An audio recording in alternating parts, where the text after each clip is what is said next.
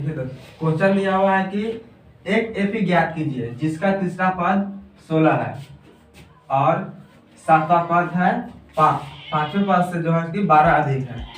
ध्यान से सुनिए क्वेश्चन। एक एपी ज्ञात करना है जिसका तीसरा पद 16 है और सातवां पद जो है पांचवें पद से 12 अधिक है।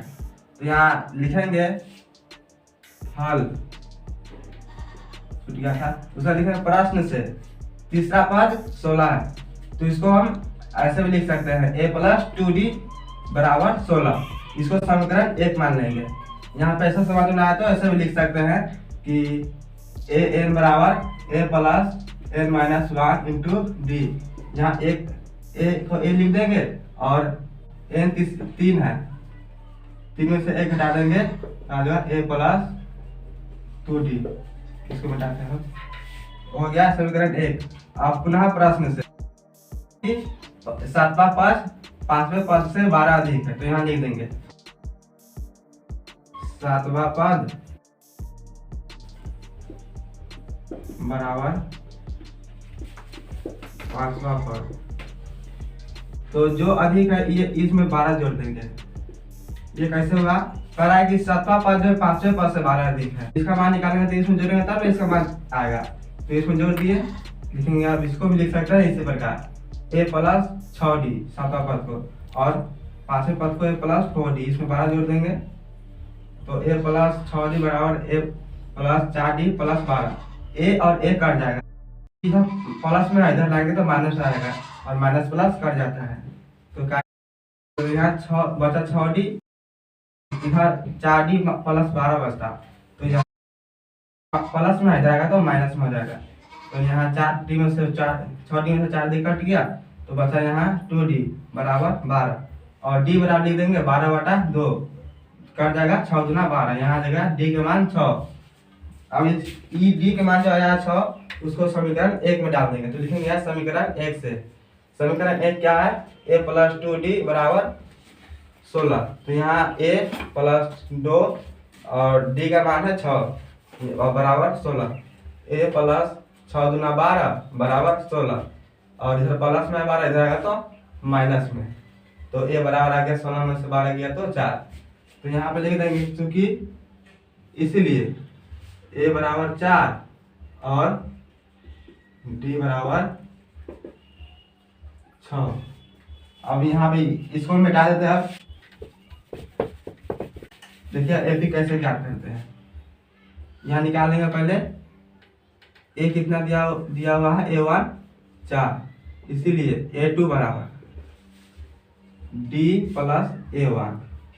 d का मान कितना 6 है और a1 का मान 4 बराबर 10।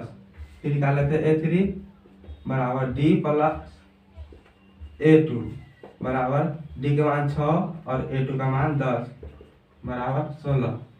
a4 बराबर d प्लस a3 बराबर d का मान 6 और a3 का मान 16 बराबर 22। इस प्रकार निकालते जाएगा। ठीक, जितना निकाला होगा उससे पहला पद d में जोड़ देंगे, इसीलिए यहाँ पे लिखते हैं AP बराबर इतना था a1, a2, a3, a4 ऐसे निकालेंगे।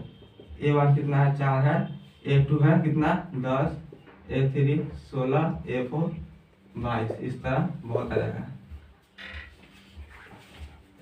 ठीक है, वीडियो ये समझ में आया है कि नहीं? ये प्रश्न में बोल क्या रहा था? एक एपी ज्ञात करना है। प्रश्न में सबसे पहले बोला एपी ज्ञात करना। सबसे पहले एपी ज्ञात करने का तरीका आप लोगों को पता होना चाहिए क्या, कि जो भी ए का मान आएगा ना वो रहने दीजिएगा जैसे के तैसे, और एपी जैसे ही ज्ञात करना हो ना तो उसके जस्ट बाद लिखिएगा a2। और a2 का मतलब क्या होता है कि यानी कि जो a आया है ना उसमें d को जोड़ देना।